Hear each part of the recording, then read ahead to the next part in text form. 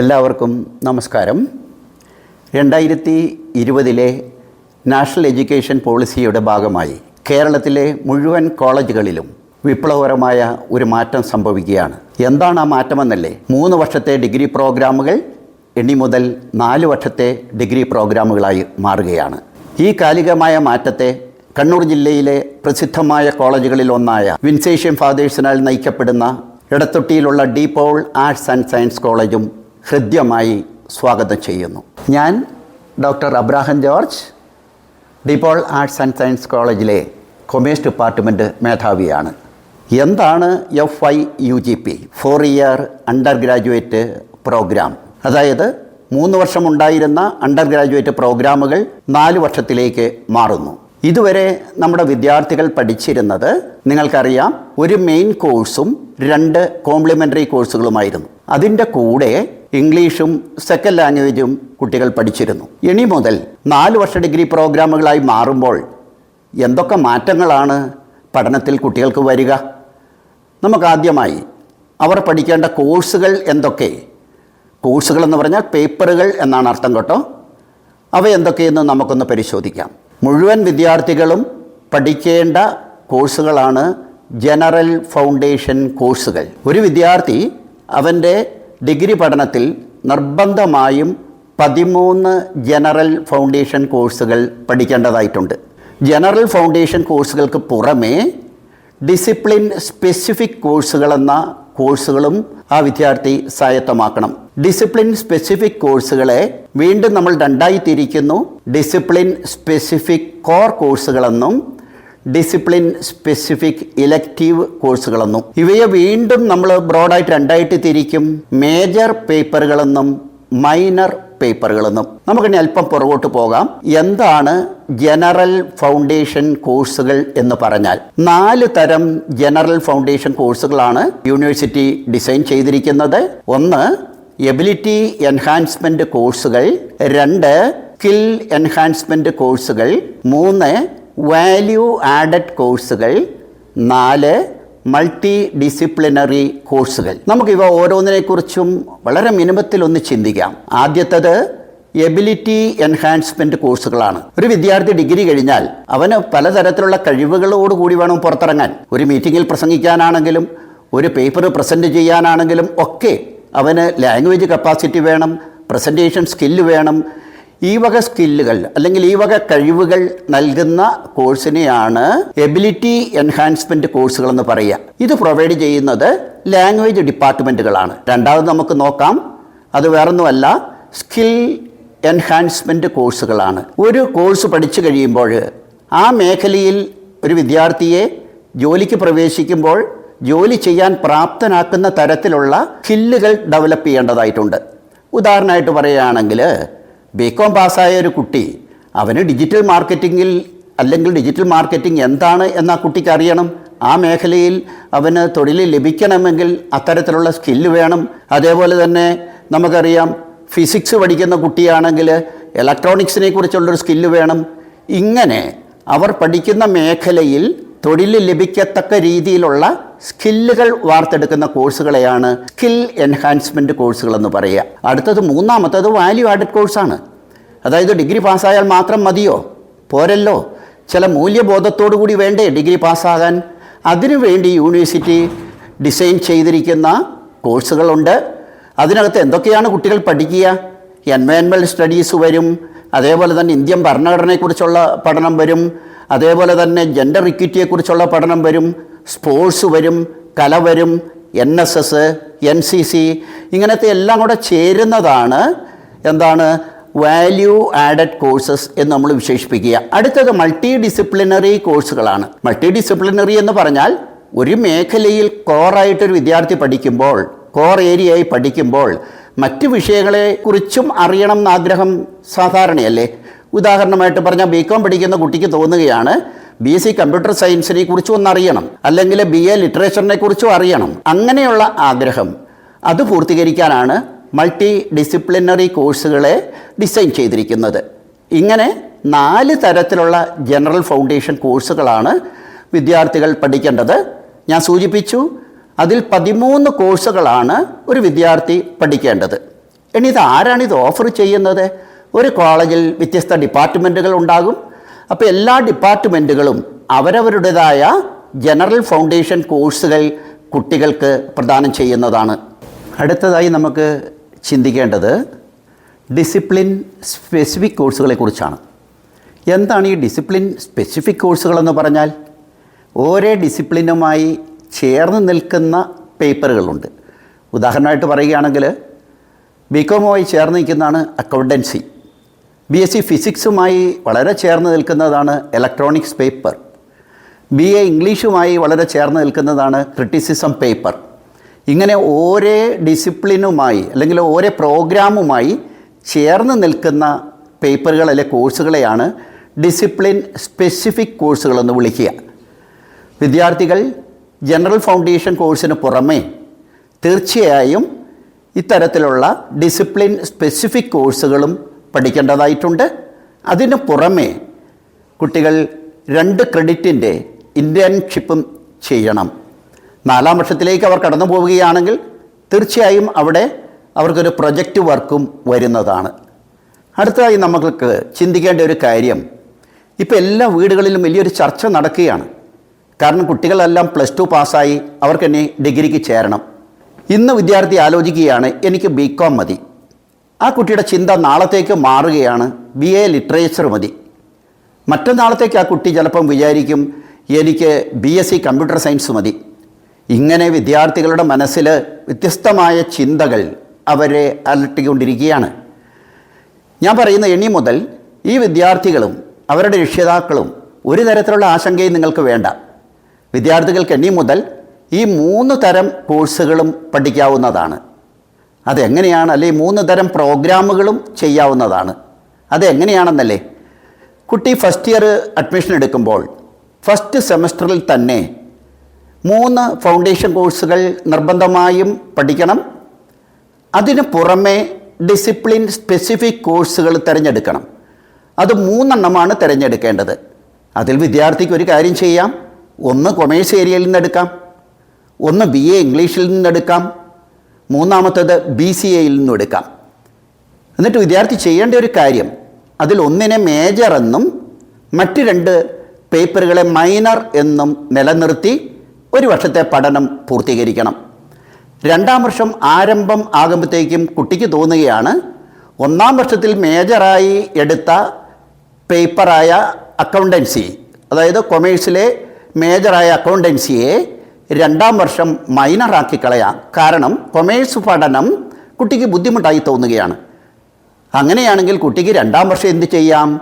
Commerce എന്ന major ഏരിയയിൽ നിന്നും ഇംഗ്ലീഷ് ലിറ്ററേച്ചറാണ് കുട്ടിക്ക് ഇഷ്ടപ്പെട്ടതെങ്കിൽ ഇംഗ്ലീഷിലേക്ക് ആ കുട്ടിക്ക് ഷിഫ്റ്റ് ചെയ്യാം. അപ്പം മേജർ മൈനറാകുന്നു, മൈനർ മേജറാകുന്നു. FI UGPയിൽ മാത്രമാണ്, ഈ 4 ഇയർ ഡിഗ്രി പ്രോഗ്രാമിൽ ആണ് ഈ ഒരു ഫ്ലെക്സിബിലിറ്റി കുട്ടികൾക്ക് പ്രദാനം ചെയ്യുന്നത്. തീർച്ചയായും ഇത് വലിയൊരു സൗകര്യം തന്നെയല്ലേ? ഇനി നമുക്ക് ആലോചിക്കേണ്ടത്, ഈ 4 വർഷ ഡിഗ്രി പ്രോഗ്രാമുകൾ കുട്ടികൾക്ക് എന്തെല്ലാം തരം ഡിഗ്രിയാണ് പ്രൊവൈഡ് ചെയ്യുന്നത്? ഇപ്പോൾ കുട്ടികളുടെയും രക്ഷിതാക്കളുടെയും ഏറ്റവും വലിയ ആശങ്ക എന്താണെന്ന് നിങ്ങൾക്കറിയാമോ? അയ്യോ, ഇനി മുതൽ 4 വർഷം ഡിഗ്രി പഠിക്കണമല്ലോ, ഇപ്പോൾ നിലവിൽ പഠിക്കുന്ന കുട്ടികൾ 3 വർഷം കൊണ്ട് ഡിഗ്രി കിട്ടുമല്ലോ. വിദ്യാർത്ഥികളെ, നിങ്ങൾക്ക് യാതൊരു ആശങ്കയും വേണ്ട. പഴയ വിദ്യാർത്ഥികൾ ചെയ്യുന്നത് പോലെ തന്നെ നിങ്ങൾക്ക് അതിലാണ് താല്പര്യമെങ്കിൽ 3 വർഷം കൊണ്ട് നിങ്ങൾക്ക് മിനിമം 133 ക്രെഡിറ്റ് ആർജിച്ചിട്ട് ഡിഗ്രി സർട്ടിഫിക്കറ്റുമായി കലാലയത്തിൻ്റെ പടിയിറങ്ങി ജോലി അന്വേഷിച്ച് പോകാവുന്നതാണ്. ഇനി അല്ല, നിങ്ങൾ കുറച്ചുകൂടി ഉയർന്ന് പഠിക്കണം, അങ്ങനെ ആഗ്രഹമുണ്ടെന്ന് വിചാരിക്കുക. അങ്ങനെയുള്ള വിദ്യാർത്ഥികൾക്ക് വേണ്ടിയാണ് 4-ാം വർഷ പഠനം മാറ്റിവെച്ചിരിക്കുന്നത്. 4-ാം വർഷത്തിൽ കുട്ടികൾ എന്താണ് പഠിക്കുന്നത്? മറ്റൊന്നുമല്ല, ഓണേഴ്സ് ബിരുദം അല്ലെങ്കിൽ ഓണേഴ്സ് ഡിഗ്രി. ഈ 4-ാം വർഷത്തിലെ ഓണേഴ്സ് ഡിഗ്രിയെ തന്നെ 2ആയിട്ട് യൂണിവേഴ്സിറ്റി തിരിച്ചിട്ടുണ്ട്. വെറും ഓണേഴ്സ് ഡിഗ്രി എന്നും ഓണേഴ്സ് വിത്ത് റിസർച്ച് ഡിഗ്രി എന്നും തരംതിരിച്ചിരിക്കുകയാണ്. ഇവ തമ്മിലുള്ള വ്യത്യാസം നമുക്കൊന്ന് കാണാം. ഓണേഴ്സ് ഡിഗ്രിയിൽ വിദ്യാർത്ഥി ചെയ്യുന്നത് അവൻ ഇതുവരെ പഠിച്ചു വന്ന കോർ ഏരിയയിൽ നിന്നും 8 പേപ്പറുകളാണ് 4-ാം വർഷം ആ വിദ്യാർത്ഥി പഠിക്കേണ്ടത്. അതിന് കൂടെ ഓപ്ഷണലായി ഒരു പ്രൊജക്റ്റും ചെയ്യണം, 12 ക്രെഡിറ്റിൻ്റെ ഒരു പ്രൊജക്റ്റ്. ഇനി കുട്ടിക്ക് തോന്നുകയാണ് എനിക്ക് പ്രോജക്റ്റ് വേണ്ട, ബുദ്ധിമുട്ടാണ്, അങ്ങനെയാണെങ്കിൽ ആ കുട്ടിക്ക് അഡീഷണലായി 3 പേപ്പറും കൂടെ പരീക്ഷ എഴുതിയാൽ മതി. അപ്പോൾ 4-ാം വർഷം മൊത്തം 11 പേപ്പർ ആ കുട്ടി പരീക്ഷ എഴുതണം. ഇനി നമുക്ക് അടുത്തത് ഓണേഴ്സിലെ റിസർച്ചുകാരെ കുറിച്ച് നോക്കാം. ഓണേഴ്സ് വിത്ത് റിസർച്ച് എന്ന് പറയുന്ന കാറ്റഗറിയിൽപ്പെട്ട വിദ്യാർത്ഥികൾ ഓണേഴ്സുകാരൻ പഠിച്ചതുപോലെ തന്നെ ഇവരും പഠിക്കണം 8 പേപ്പറുകൾ അവരുടെ കോർ ഏരിയയിൽ നിന്നും. അതിനു പുറമെ നിർബന്ധമായും അവർ 12 ക്രെഡിറ്റിൻ്റെ ഒരു പ്രൊജക്റ്റ് ചെയ്യേണ്ടതാണ്. അതായത് ഓണേഴ്സുകാരൻ പ്രൊജക്റ്റ് ഓപ്ഷണലായിരുന്നുവെങ്കിൽ റിസർച്ചുകാർക്ക് പ്രൊജക്റ്റ് കമ്പൽസറിയാണ്. അതുമാത്രവുമല്ല, അവർ റിസർച്ച് ചെയ്യേണ്ടത് ഏതെങ്കിലും PhD ബിരുദമുള്ള ഒരു അധ്യാപകൻ്റെ കീഴിലാണ്. അങ്ങനെ PhD ബിരുദമുള്ള അധ്യാപകൻ്റെ കീഴിൽ നിന്നും പ്രൊജക്റ്റ് കംപ്ലീറ്റ് ചെയ്ത് അവൻ്റെ കോഴ്സുകൾ പൂർത്തിയാക്കി അവന് പുറത്തേക്ക് ഇറങ്ങാവുന്നതാണ്. ഇനി അടുത്തതായി നമുക്ക് ആലോചിക്കേണ്ടേ, ഈ 4-ാം വർഷ ഡിഗ്രി പ്രോഗ്രാം ചെയ്യുന്നത് കൊണ്ട് എന്തൊക്കെയാണ് പ്രത്യേക ഗുണങ്ങൾ? അതിലൊന്നാമത്തേത്, ഓണേഴ്സുകാരായാലും റിസർച്ചുകാരായാലും അവർക്ക് PG ചെയ്യാൻ പിന്നീട് 1 വർഷം മതി എന്നുള്ളതാണ് പ്രത്യേകത. ഇനി ഹോണേഴ്സ് വിത്ത് റിസർച്ച് പഠിച്ച കുട്ടികൾക്ക് 2 അഡീഷണൽ അഡ്വാൻറ്റേജ് കൂടിയുണ്ട്. എന്താണ് ആ അഡ്വാൻറ്റേജസ്? ഒന്ന്, നേരിട്ട് PhD പ്രോഗ്രാമിന് ജോയിൻ ചെയ്യാം. 2, UGCയുടെ നെറ്റ് എക്സാം ആ കുട്ടികൾക്ക് എഴുതാം എന്നുള്ളതാണ്. അടുത്തതായി നമ്മൾ ചിന്തിക്കുന്നത്, ഈ 4 ഇയർ ഡിഗ്രി പ്രോഗ്രാമിൽ വിദ്യാർത്ഥികൾ പുറത്തേക്ക് പോകുമ്പോൾ കുട്ടികൾക്ക് അവരുടെ മുമ്പിൽ 5 വഴികൾ തുറന്നു കൊടുക്കുകയാണ്. അത് അവർ ഈ 4 വർഷവും പഠിച്ച കോർ പേപ്പറുകളും മൈനർ പേപ്പറുകളെയും ബേസ് ചെയ്തുകൊണ്ട്, അല്ലെങ്കിൽ മേജർ പേപ്പറുകളെയും മൈനർ പേപ്പറുകളെയും ബേസ് ചെയ്തുകൊണ്ട് ആ കുട്ടികൾക്ക് 5 തരം ഡിഗ്രിയാണ് കുട്ടികൾക്ക് ഏതെങ്കിലും ഒന്ന് സ്വായത്തമാക്കാം. 1, degree with major. 2, degree with major and minor. അടുത്തത് degree with multiple major. Then degree with major and vocational minor. ഇങ്ങനെ വ്യത്യസ്ത തരം ഡിഗ്രികളാണ് ഒരു വിദ്യാർത്ഥിക്ക് വേണമെങ്കിൽ ഈ 4 വർഷ ഡിഗ്രി പ്രോഗ്രാമിൽ ആർജിക്കാൻ കഴിയുന്നത്. ഇതൊക്കെ അതിനെക്കുറിച്ചുള്ള പൊതുവായ വിവരങ്ങളാണ്. ഇനി 4 വർഷ ഡിഗ്രി പ്രോഗ്രാം കൊണ്ട് ചില പ്രത്യേകതര ഗുണങ്ങളുമുണ്ട്. അവ നമുക്കൊന്ന് ഓടിച്ചു നോക്കിയാലോ? ഒന്നാമതായി, ഒരു കുട്ടിക്ക് വേണമെങ്കിൽ 3 വർഷ ഡിഗ്രി പ്രോഗ്രാമിന് ജോയിൻ ചെയ്ത വിദ്യാർത്ഥി അവൻ ഫാസ്റ്റ് ലേണർ ആണെങ്കിൽ, മിടുക്കനാണെങ്കിൽ 2.5 വർഷം കൊണ്ട് തന്നെ 133 മിനിമം ക്രെഡിറ്റ് ആർജിച്ചാൽ ഡിഗ്രി സർട്ടിഫിക്കറ്റും വാങ്ങി കോളേജ് വിട്ട് സന്തോഷത്തോടുകൂടി പുറത്തോട്ട് പോകാം. മറ്റൊന്ന്, അതായത് കോഴ്സ് ഇടയ്ക്ക് വെച്ച് ഒന്ന് നിർത്തിപ്പോയി എന്ന് വിചാരിക്കുക, ഒരാശങ്കയും വേണ്ട. 6 വർഷങ്ങളിലിടയിലായി എപ്പോഴെങ്കിലും ആ കുട്ടിക്ക് ആ കോഴ്സ് കംപ്ലീറ്റ് ചെയ്യാം. വേറൊരു ഗുണം, ഇപ്പോൾ നമ്മുടെ കേരളത്തിൽ നിന്ന് ധാരാളം കുട്ടികൾ വിദേശത്തേക്ക് പഠിക്കാൻ പോകുന്നുണ്ട്, MSc ചെയ്യാൻ, അതായത് ഇവിടുത്തെ PG. അവിടെ ചെല്ലുമ്പോൾ ഇവിടുന്ന് എഞ്ചിനീയറിംഗ് കഴിയുന്ന കുട്ടികൾക്ക്, കാരണം അവർ 4 വർഷമാണ് ഇവിടെ പഠിച്ചത്, അവർക്ക് അവിടെ MSc ചെയ്യാൻ ഒരു ബുദ്ധിമുട്ടുമില്ല. പക്ഷെ അമേരിക്ക പോലെയുള്ള സ്ഥലങ്ങളിലെ പല യൂണിവേഴ്സിറ്റികളും 3 വർഷ ഡിഗ്രി പ്രോഗ്രാം പാസ്സായ കുട്ടികളെ അവിടെ MSc ചെയ്യാൻ അനുവദിക്കുന്നില്ല. ഇനി മുതൽ ആ ഒരു ബുദ്ധിമുട്ടും കുട്ടികൾക്ക് ഒഴിവായി കിട്ടുകയാണ്. മറ്റൊരു ഗുണം എന്താണ്? ഒരു വിദ്യാർത്ഥിക്ക് അവൻ്റെ ഈ 4 വർഷ പഠനത്തിനിടയിൽ 12 ക്രെഡിറ്റ് ഓൺലൈനായി അവന് പഠിക്കാം, വീട്ടിലിരുന്ന് പഠിക്കാം. കുട്ടിക്ക് തോന്നുകയാണ് 2 മാസം കോളേജിൽ പോകാൻ അസൗകര്യമുണ്ട്, ആ സമയത്ത് വേണമെന്നുണ്ടെങ്കിൽ അവൻ്റെ മിനിമം അറ്റൻഡൻസ് മെയിൻറ്റെയിൻ ചെയ്തുകൊണ്ട് അവന് വീട്ടിലിരുന്നു കൊണ്ട് ഓൺലൈൻ പ്രോഗ്രാം അല്ലെങ്കിൽ ഓൺലൈൻ കോഴ്സുകൾ ചെയ്യാൻ പറ്റുമെന്നുള്ളതാണ്. മറ്റൊരു ഗുണം, ABC അക്കാഡമിക് ബാങ്ക് ക്രെഡിറ്റ് എന്ന് പറയുന്നൊരു സംവിധാനത്തിലേക്ക് നീങ്ങുകയാണ്. ഇതിനൊരു പ്രാധാന്യമുണ്ട്. അതായത് 3 വർഷ ഡിഗ്രി പ്രോഗ്രാം ചെയ്യുമ്പോൾ 133 ക്രെഡിറ്റ് അത് മിനിമമാണ്. ആ കുട്ടിക്ക് മാക്സിമം ക്രെഡിറ്റിലേക്ക് വീണ്ടും കൂടുതൽ ക്രെഡിറ്റ് ആർജിച്ച് പോകാം. അതേപോലെ 4 വർഷം ചെയ്യുന്ന കുട്ടി 177 ക്രെഡിറ്റാണ് മിനിമം ചെയ്യേണ്ടത്. കൂടുതൽ ക്രെഡിറ്റ് ആർജിക്കാം. അപ്പോൾ ഒരു കുട്ടി മൊത്തത്തിൽ എത്ര ക്രെഡിറ്റ് ആർജിച്ചു എന്നറിയണമെങ്കിൽ അക്കാഡമിക് ബാങ്ക് ക്രെഡിറ്റ് പരിശോധിച്ചാൽ മതി. ഇങ്ങനെ വിവിധങ്ങളായ ഗുണങ്ങളോടുകൂടിയാണ് 4 വർഷ ഡിഗ്രി പ്രോഗ്രാമുകൾ ഈ വർഷം നമ്മുടെ യൂണിവേഴ്സിറ്റികൾ ആരംഭിക്കുന്നത്. അതുകൊണ്ട് മാതാപിതാക്കളെ, കുട്ടികളെ, നിങ്ങൾക്ക് ഒരു തരത്തിലുള്ള ആശങ്കയും വേണ്ട. കാരണം നിങ്ങളുടെ മക്കളുടെ എംപ്ലോയബിലിറ്റി വർദ്ധിക്കുകയാണ്. കാരണം ഇത്രയും കാലവും ബികോം കഴിഞ്ഞൊരു കുട്ടിക്ക് അവൻ അക്കൗണ്ട്സിൽ അല്ലെങ്കിൽ മാനേജ്മെൻറ്റിൽ ലെവലിലാണ് ജോലി കിട്ടിക്കൊണ്ടിരുന്നത്.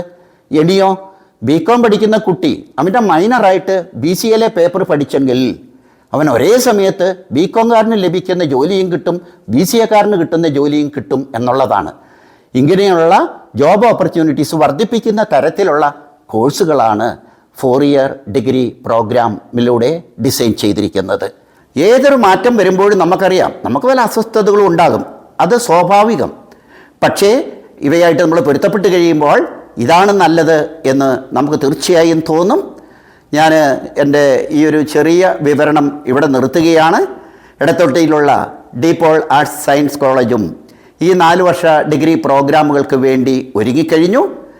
ഡിഗ്രി പഠനം ആഗ്രഹിക്കുന്ന മുഴുവൻ വിദ്യാർത്ഥികളെയും ഈ 4 വർഷ പ്രോഗ്രാമിലേക്കും ഡീപോൾ കോളേജിലേക്കും ഞങ്ങൾ സ്വാഗതം ചെയ്യുന്നു.